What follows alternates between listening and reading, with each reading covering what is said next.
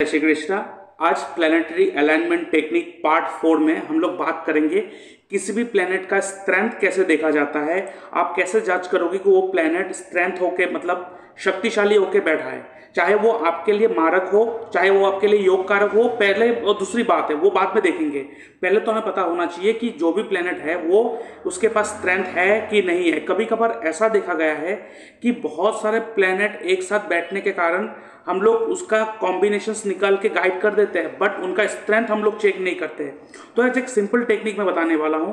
देखिए, ये जो मैंने कुंडली यहाँ पे रखा है ना, ये जस्ट फॉर ऐसे ही मैंने शेक यहाँ पे रख दिया ताकि थोड़ा भरा हुआ लगे इस वीडियो को। लेकिन यहाँ पे मोस्ट इंपॉर्टेंटली आप लोग इसमें गौर कीजिएगा जो मैं यहाँ पे कहने वाला हूँ।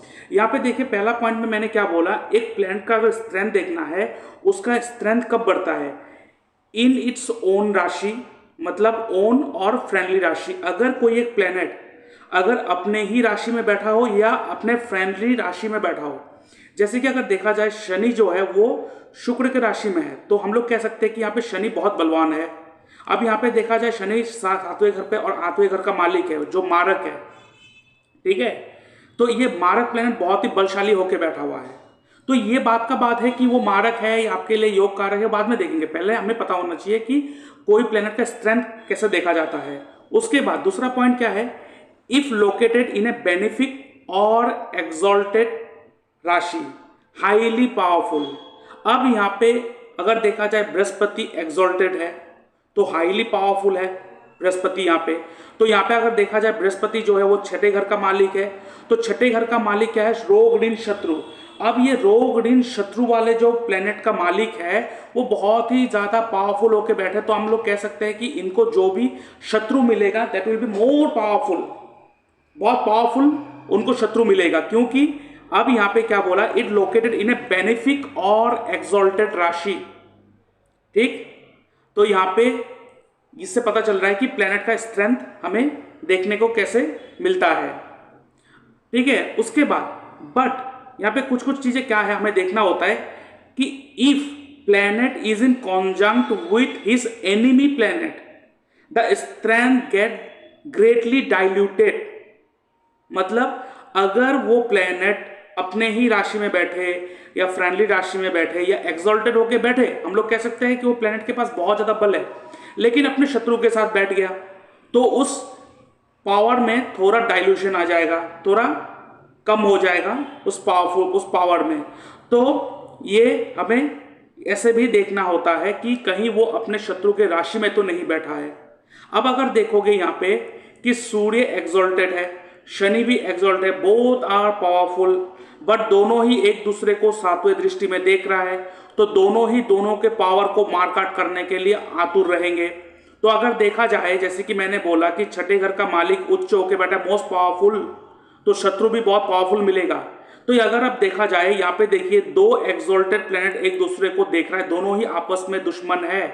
तो आप कह सकते हो ना, दुश्मन के साथ भी ऐसा भिड़ेगा कि कौन किसको मारने की कोशिश करेगा, ये लगा रहेगा इन व्यक्ति के साथ। अब यहाँ पे डिसाइड होगा कि अगर इस व्यक्ति का कुंडली में उसका फर्स्ट हाउस का मालिक बहुत ज्यादा अच्छा होकर बैठे हो तो ये जीत जाएगा अपना शत्रु से ऊपर।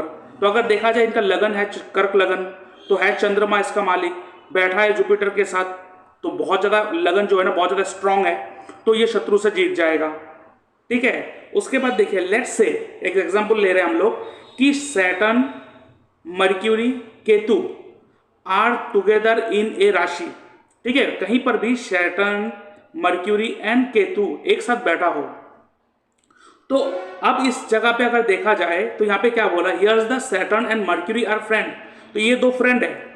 अब यहाँ पे केतु क्या है, Ketu is what, Ketu is destiny destroyer planet. वो जहां भी बैठते हैं वो चीज को डिस्ट्रॉय करते हैं, क्योंकि Rahu and Ketu is a destiny destroyer, Chandrama and Mangal is a destiny modifier, Surya, Shukra and Budh they are the destiny maker, ठीक है। तो यहाँ पे केतु क्या है, Ketu is amicable both here Saturn and Mercury combined effect will be greater than the Ketu. मतलब यहाँ पे क्या है कि केतु इज इमिकेबल, इमिकेबल मतलब केतु इन दोनों के लिए दुश्मन है, ठीक है। अब यहाँ पे क्योंकि दो फ्रेंड एक साथ बैठा है तो उसके पास बल ज्यादा होगा, तो यहाँ पे केतु के ऊपर ये दो प्लेनेट मिलकर इनको डोमिनेट कर देगा।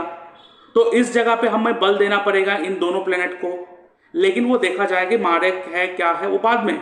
लेकिन यहां से ये भी पता चलता है कि अगर कोई प्लेनेट 3-4 प्लेनेट कॉन्जंक्ट होके बैठा है और उनमें से अगर 2-3 फ्रेंड हो गया और एक उसका दुश्मन हो गया, तो वो 2-3 मिलकर उसको मारने की कोशिश करेगा। ठीक है, तो हमेशा ऐसा नहीं होता है कि अगर राहु और केतु बैठ गया तो वो उस प्लेनेट को खराब ही करेगा। अगर उस प्लेनेट के ऊपर ज्यादा स्ट्रेंथ आ गया है तो वो भी दमखम रखता है केतु और राहु को डोमिनेट करने का। तो ये जो चला हुआ आ रहा है ना, कंटिन्यूअस चला आ रहा है ना कि राहु केतु है तुम बर्बाद, नहीं, ऐसा नहीं होता है। इसीलिए कहते हैं ना, आधा अधूरा ज्ञान बहुत ही खतरा होता है। इसलिए मैंने ये अलाइनमेंट टेक्निक सीरीज मैंने स्टार्ट करा, ताकि एक जनरल बर्ड्स आई व्यू होना चाहिए हर व्यक्ति के पास, कि कुंडली को देखकर एटलीस्ट उनको यह पता चले कि क्या अच्छा क्या बुरा देख सके। अब यहां पे देखिए क्या बोला next example, Mars and Saturn in A 10th राशि, मतलब कैप्रिकॉन राशि में बैठा हुआ है।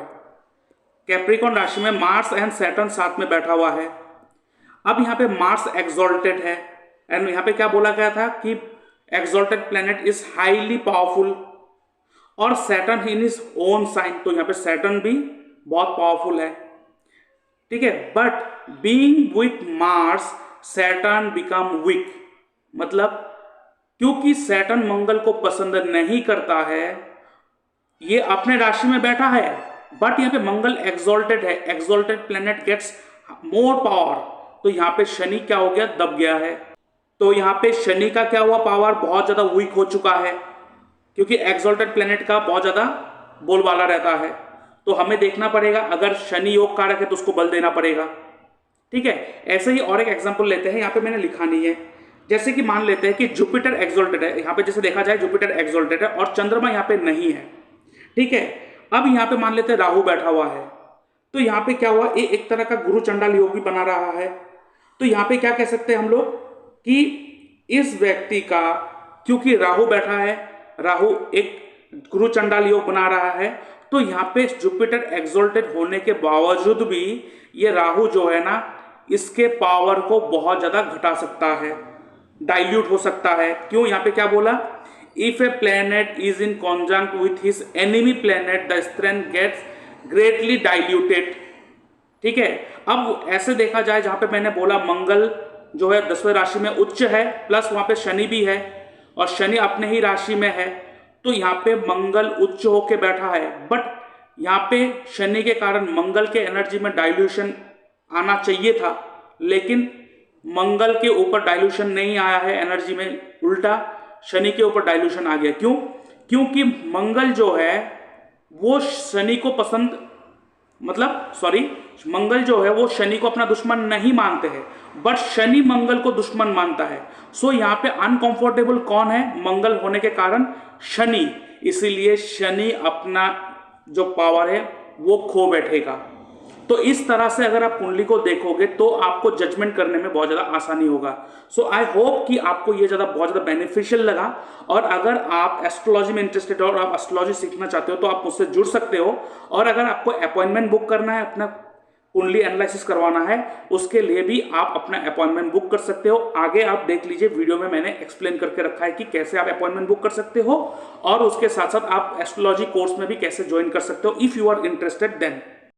और आगे बढ़ने से पहले मैं अपने व्यूअर्स को कहना चाहता हूं कि अगर आप अपना बर्थ चार्ट एनालाइज करवाना चाहते हो तो आप अपना बर्थ डिटेल्स मेरे इस व्हाट्सएप नंबर पर सेंड कीजिए, और उसके ऊपर एक डिटेल एनालिसिस बनाकर मैं यूट्यूब में डाल दूंगा, और उसका लिंक आपके साथ शेयर कर दूंगा, जिसके लिए मैं चार्ज करता हूँ 399 रुपीज़ ओनली।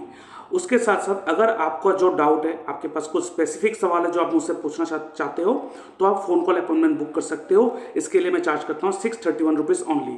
और उसके साथ साथ अगर आप चाहते हो कि जो भी डिस्कशन हो उसका पूरा का पूरा रिकॉर्डिंग आपको दिया जाए, और यहाँ पे जितने भी रेमेडीज, डिस्कशन, चार्ट एनालिसिस जो भी हो वो लाइव हो, तो आप जूम लाइव कंसल्टेंसी बुक कर सकते हो, जहाँ पे आपको वो रिकॉर्डिंग भी पूरा प्रोवाइड करा जाएगा, जहाँ पे सारा का सारा डिटेल रिकॉर्डिंग रहेगा, तो आप उसे देखकर अपना रेमेडी उस हिसाब से कर सकते हो। तो उसके लिए भी आप जूम लाइव कंसल्टेंसी भी बुक कर सकते हो, जिसके लिए मैं चार्ज करता हूँ 1200 रुपये ओनली। उसके साथ साथ अगर आप अपना बर्थ चार्ट रेक्टिफाई करना चाहते हो, आपके पास टाइम स्पेसिफिक नहीं है, तो आप बर्थ टाइम रेक्टिफिकेशंस के लिए भी आप अपॉइंटमेंट बुक कर सकते हो, जिसके लिए मैं चार्ज करता हूँ 2100 रुपीज़ ओनली। और उसके साथ साथ अगर आप वास्तु का कंसल्टेशन चाहते हो ऑनलाइन, वो भी एस्ट्रो वास्तु की मदद से, क्योंकि सिर्फ वास्तु करवा के कोई फायदा नहीं होता है। एस्ट्रो वास्तु के मदद से हिट थ्योरी एनालिसिस करने के बाद जो आपके घर के वास्तु करा जाता है, that is the perfect vastu, और आपको 100% वो रिजल्ट देगा। और इसके लिए आप वास्तु कंसल्टेंसी बुक कर सकते हो। इसके लिए मैं चार्ज करता हूँ 5000 रुपीज़ ओनली। आप मेरे इस यूपीआई नंबर पर पेमेंट करोगे, इसका स्क्रीनशॉट भेजोगे, उसके बाद मैं आपको एक टाइम दे दूंगा, उस दौरान मैं आपसे कंसल्टेंसी करूंगा। और अगर आप एस्ट्रोलॉजी में इंटरेस्टेड हो, एस्ट्रोलॉजी सीखना चाहते हो, तो ये मेरा कंप्लीट कोर्स है। आप देख सकते हो यहाँ पे क्या क्या टॉपिक मैंने ऐड करके रखा है, ये सारा का सारा आपको सिखाया जाएगा। 3 मंथ्स ड्यूरेशन है इसका, रिकॉर्डिंग प्लस इसका लाइव क्लासेस आपको प्रोवाइड करा जाएगा। और इस कोर्स का जो ड्यूरेशन है दैट इज 3 मंथ, और इस कोर्स का जो फीस है दैट इज 21,000 रुपीज़ ओनली। इसके साथ साथ अगर आप तंत्र विद्या में भी इंटरेस्टेड हो, तो आप मेरे जो स्पेशल कोर्स है एस्ट्रो तंत्र विद्या, ये पहली बार मैंने लाया है। इसको आप यहाँ पे क्या क्या चीज़ जान सकते हो। यहाँ पे आप एस्ट्रो तंत्र विद्या तो रहेगा ही, उसके बाद कार्मिक सेटलमेंट रहेगा, फॉर्मेशन ऑफ ट्राइंगल, हैंड मुद्रास, उसके साथ साथ ज्योतिष विद्या तो रहेगा ही रहेगा, और एस्ट्रो वास्तु हिट थ्योरी, ये सारा भी इस पर इंक्लूड करा गया है। ये एस्ट्रो तंत्र विद्या जो बहुत ही स्पेसिफिक है रिलेटेड टू तंत्र विद्या, तंत्र मुद्रा, ठीक है, ये कोर्स आप ले सकते हो। उसके साथ साथ अगर आप सिर्फ एस्ट्रो वास्तु सीखना चाहते हो, तो उसका भी सिर्फ अलग से आप कोर्स ले सकते हो। एस्ट्रो वास्तु हिट थ्योरी यहाँ पे सिखाया जाएगा। इस कोर्स का जो फीस है दैट इज 12,000 रुपीज़ ओनली। और इसके साथ साथ आपको मैं कहना चाहता हूँ कि ये जो चार्ट है, ये है नक्षत्र त्रिपाप चार्ट।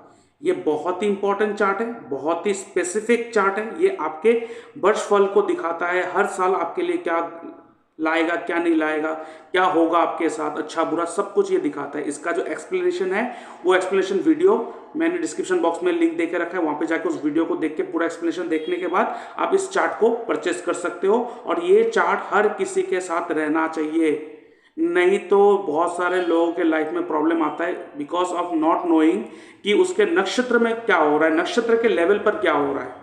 क्योंकि सारा का सारा जो आपके लाइफ में रिजल्ट आता है वो नक्षत्र लेवल पर आता है, बट हम लोग सिर्फ प्लेनेट को फोकस करके चलते रहते हैं, जिसके कारण हमें 100% रिजल्ट नहीं मिलते हैं। तो इसका एक्सप्लेनेशन वीडियो का जो लिंक है डिस्क्रिप्शन बॉक्स में मैंने देके रखा है, वहां से आप इस चीज को ले सकते हो।